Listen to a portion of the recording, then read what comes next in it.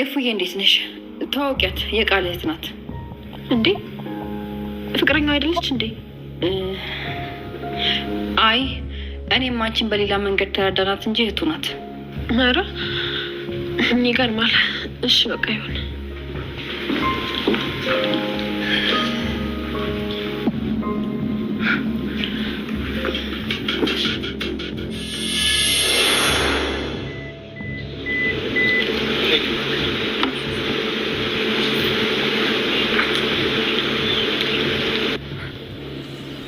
አልገባኝም። ቆይ አንተ ማነህ? ለምንድን እንደዚህ የምትጨቀጭቀኝ?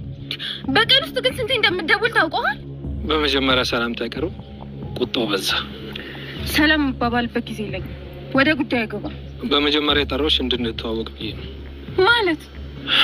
ማለትማ የሆነ ቀን መንገድ ላይ ስትሄጂ አየሁሽ፣ ከዛ ተመቸሽ፣ ስልክሽን ከሰዎች አፈላለኩና ዛሬ ደግሞ አገኘሽ።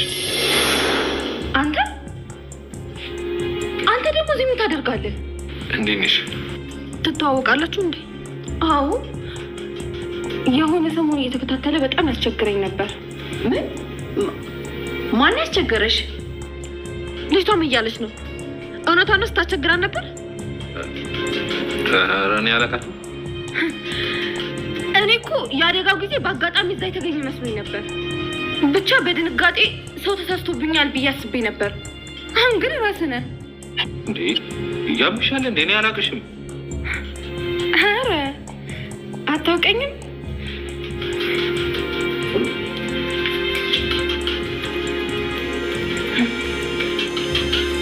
ታዲያ ስልኬ ማለት እኔ ነኝ ይሄንን ቴክስት ባለ ስልኬ ጻፍኩት? ወይኔ እፉ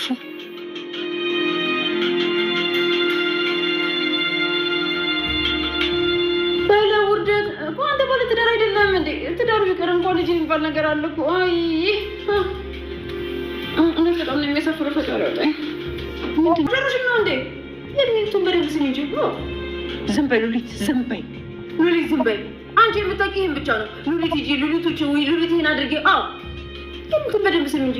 አንተ መቅሳው ሲበላሽ ቅራሬ የለውም አሉ። አይ ሉሊት፣ ዝም በይ አልኩሽ፣ ተናገርኩ። አይ ለካ ድሮም ትምህርት ስትማሪ እንደዚህ ያለፈሽ ነው እዚህ ቁጭ ብለሽ የቀረሽው። አይ ልክ እንዳንቺ ነገረኛ።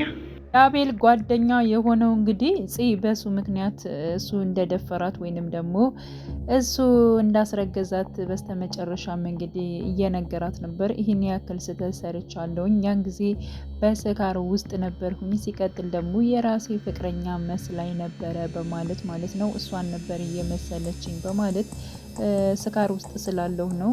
ስለዚህ እሱን ነገር ያደረኩት እኔ ነኝ። ልጅቷ ደግሞ አሁን ላይ አርግዛለች። በስህተት የተደረገ ነገር ነው። ምን እንደማደርግ አላቅም። ሲቀጥል ደግሞ የእሷ ፍቅረኛ የሆነው ራሱ እጅግ በጣም እየተጸጸተ ነው። ምክንያቱም እሱ እንዳላደረገው እየታወቀ ነው።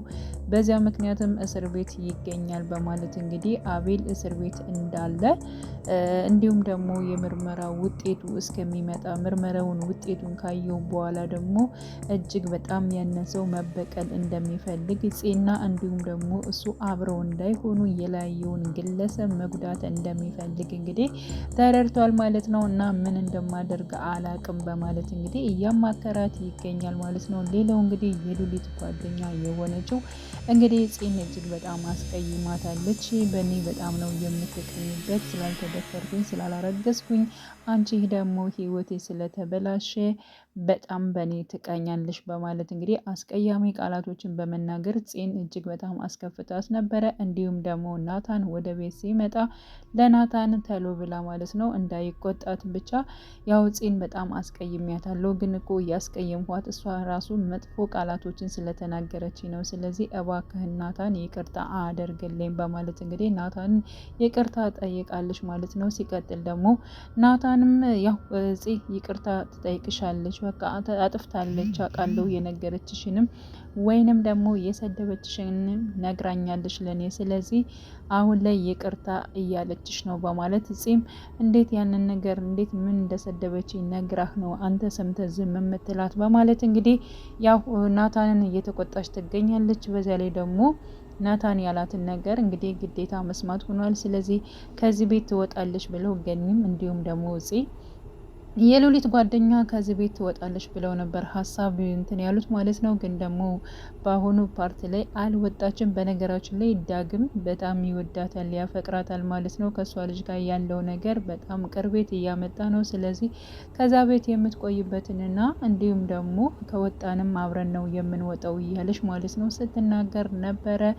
በስተመጨረሻም እንግዲህ የቃል እህት የሆነችው ሀና ማለት ነው ወደ ነፂ ቤት መታ ነበር። ፂን ለማግኘት በመጣችበት ሰዓት ኤፍራታንም አግኝታታለች። ኤፍራታ ጋም ተዋውቀዋል። በእርግጥ ከዚህ በፊትም ይተዋወቃሉ። ግን ደግሞ የቃል እህት ነች በማለት እንግዲህ ፂ ለኤፍራታ አስተዋውቃለች። እንዴ እህቱ ነች እንዴ? እኔ እኮ ፍቅረኛው ትመስለኝ ነበር በማለት አዎ ያን ጊዜ እኔና አንቺ በተሳሳተ መልኩ አስበን ነበረ፣ ግን ደግሞ የቃል እህት ነች በማለት እንግዲህ ተናግራለች። ሲቀጥል ደግሞ ናታን ሲገባም እንግዲህ ያው ሀና አይተዋለች። አንተ ደግሞ ከየት ነው የመጣኸው በማለት እንግዲህ ናታንን እጅግ በጣም ስትናገረው ነበር። ምክንያቱም ከዚህ በፊት ራሱ አዋሪኝ እያለ በስልኩ አስሬ እንደሚደውልላትና እንዲሁም ደግሞ ቴክስት እንደሚያደርግላት በሄደችበት እንደሚከታተላት ያለውን ነገር በግልጽ ማለት ነው ስልኳ ላይ የተጻፈላትን በሙሉ እያሳየች ነበረ። በዚህ ወቅት እንግዲህ ኤፍራታ እጅግ በጣም ነበር የተናደደችው የተበሳጨችው። ሲቀጥል ደግሞ ሉሊት እንዴት እንደዚህ ታደርጋለህ? አንተ ትልቅ ሰው አይደለህ? ባለትዳር አይደለህ ወይ? እንዴት እንደዚህ አይነት ነገሮችን ታደርጋለህ? እያለች እንግዲህ ያው ሉሊትም እየተናገረች ነበረ ማለት ነው። ሀና ግን ወዲያውን ነበር ወታ የሄደችው። ኤፍራታም ተያያዛ ወደ ቤቷ ሄዳለች። በሄደችበት ታይም እንግዲህ ናታንን እንዴት እንደዚህ ታደርጋለህ?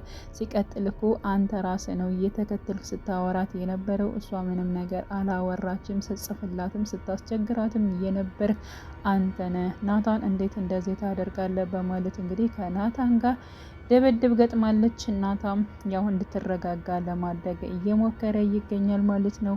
ውድ የቻናሌ ተከታታዮች ቤተሰቦች በያላችሁ በሰላማችሁ ይብዛልኝ። ለቤቴ አዲስ የሆናችሁ የደውል ምልክቱን ተጫኑ ለማለት እወዳለሁ። ያላችሁን ሀሳብ አስተያየትን በኮሜንት ላይ ማስቀመጥ ትችላላችሁ። መልካም ጊዜ ተመኘውላችሁ።